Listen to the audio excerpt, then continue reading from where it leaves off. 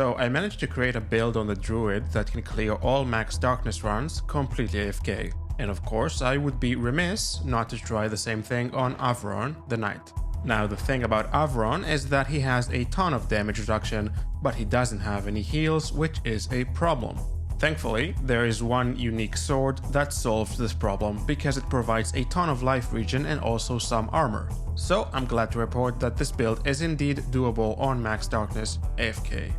I already covered the technical stuff of some of the items more fully in the druid build, which I recommend you go watch. This build works in much the same way. The Novemtavo increases your luck and gives you about a 50% evasion chance. Sloth gives increased damage on a cooldown but prevents you from getting XP from monsters. We'll talk about the skill tree in a second. First, some itemization.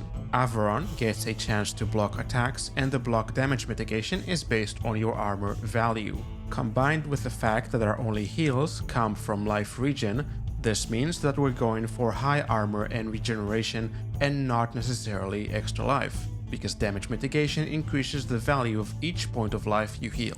The short version is that on your body armor you want life regen and either 150 armor or 75 life. If you don't have the extra 75 life on your body armor, there are some scenarios where you can be bursted down if you're trying an AFK run and don't move. In a normal run, you would also be able to get heals by going through the map. This build requires two other additional unique items to work. The Bighead helmet, which gives 300 armor, the Lionheart sword, which gives a ton of regen and some armor. Most of your damage will come from Dark Revenge and +2 power projectiles on your gloves. Avoron will always smite on a melee hit, which means that we like to have increased status duration for longer stun time. Be aware that this build is super tanky but does very little damage and almost none outside of melee range. We can try and deal with that in one of two ways: using summoned parrots to increase single target damage slightly, or ideally Fire Trail's strike, which will continue to burn enemies for a long time after being hit if you have increased status duration. Other retaliatory powers are not very good. There are some unique items that give you +1 revive, which might be better than other items in your ring or jewel slots. The unique ring ice block is pretty good on this build too and scales well with cooldown reduction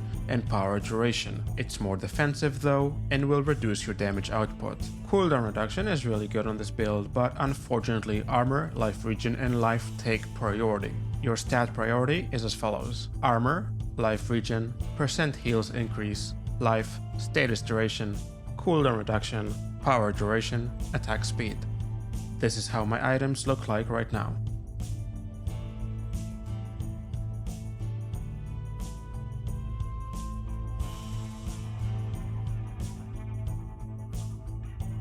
Avoron pretty much just has layers of damage reduction.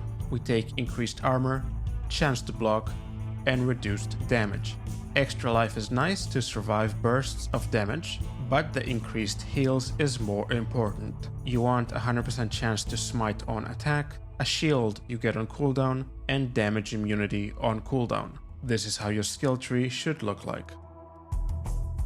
As far as playstyle, you can pretty much let the gameplay itself. I'll remind you that even though this build can finish a run AFK, it is a no XP gain, maximum luck build. And the best way to actually play it is to run in a straight line around the map holding spacebar and activating every location you can see. If you find a location that gives flat XP or a level up, take it. You want to have auto attack turned off for this build. And that's it. If you want to see the full AFK run, click on this thumbnail. For my other completely broken builds, click here. Hope you have fun with this one. Cheers!